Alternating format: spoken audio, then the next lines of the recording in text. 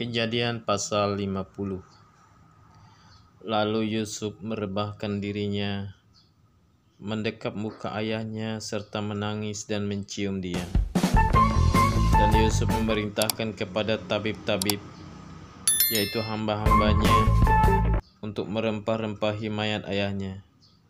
Maka tabib-tabib itu merempah-rempahi mayat Israel. Hal itu memerlukan 40 hari lamanya, sebab demikianlah lamanya waktu yang diperlukan untuk merempah-rempahi.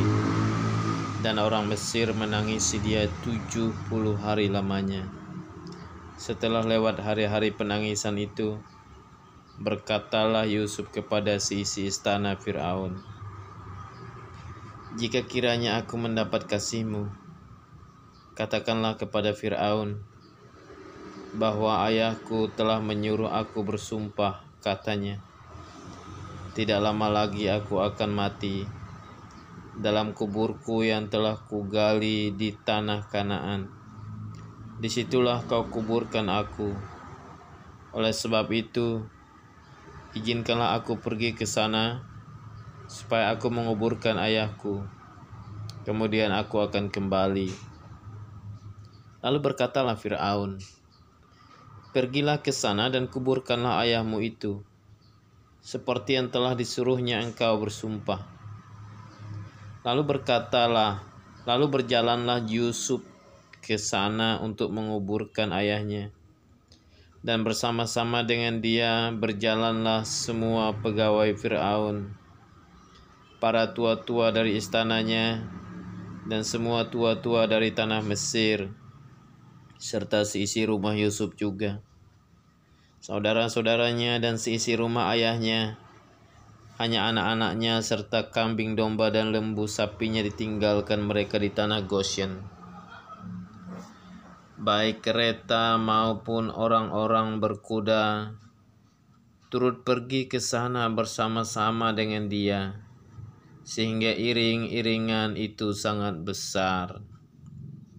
Setelah mereka sampai ke Goren Ha-Atat yang di seberang sungai Yordan, maka mereka mengadakan di situ ratapan yang sangat sedih dan riuh. Dan Yusuf mengadakan perkabungan 7 hari lamanya karena ayahnya itu. Ketika penduduk negeri itu, orang-orang Kanaan, melihat perkabungan di Goren Ha-Atat itu, berkatalah mereka, "Inilah perkabungan orang Mesir yang amat riuh." Itulah sebabnya tempat itu dinamai Abel Misraim, yang letaknya di seberang Yordan.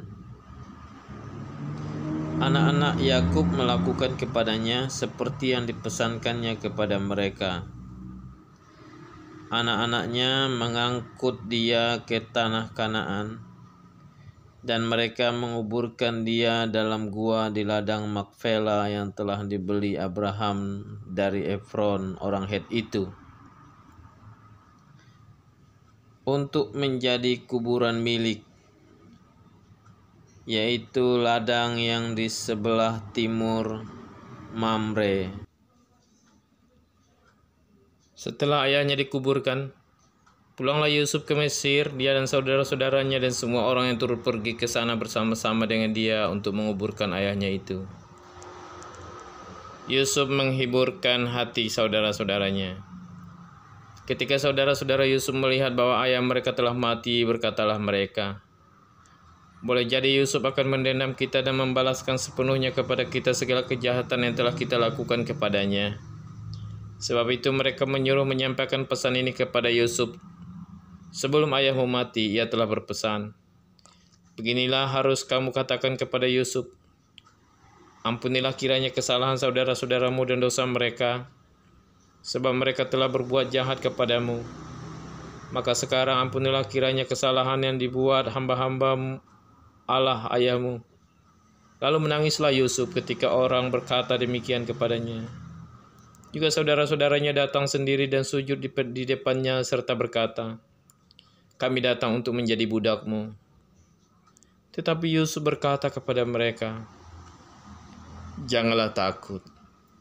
Sebab aku inikah pengganti Allah? Memang kamu telah mereka-rekakan ke yang jahat terhadap aku, tetapi Allah telah mereka-rekannya untuk kebaikan, dengan maksud melakukan seperti yang terjadi sekarang ini, yakni memelihara hidup suatu bangsa yang besar. Jadi janganlah takut. Aku akan menanggung makananmu dan makan anak-anakmu juga. Demikianlah ia menghiburkan mereka dan memenangkan hati mereka dengan perkataan.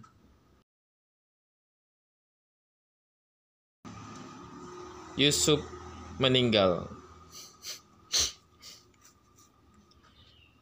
Adapun Yusuf, ia tetap tinggal di Mesir beserta kaum keluarganya, dan Yusuf hidup 110 tahun. Jadi Yusuf sempat melihat anak cucu Efraim sampai keturunan yang ketiga. Juga anak-anak Makhir, anak Manasye, lahir di pangkuan Yusuf. Berkatalah Yusuf kepada saudara-saudaranya, "Tidak lama lagi aku akan mati. Tentu Allah akan memperhatikan kamu dan membawa kamu keluar dari negeri ini, ke negeri yang telah dijanjikannya dengan sumpah kepada Abraham, Ishak dan Yakub." Lalu Yusuf menyuruh anak-anak Israel bersumpah, katanya, "Tentu Allah akan memperhatikan kamu. Pada waktu itu kamu harus membawa tulang-tulangku dari sini." Kemudian matilah Yusuf berumur 110 tahun. Mayatnya dirempah-rempahi dan ditaruh dalam peti mati di Mesir.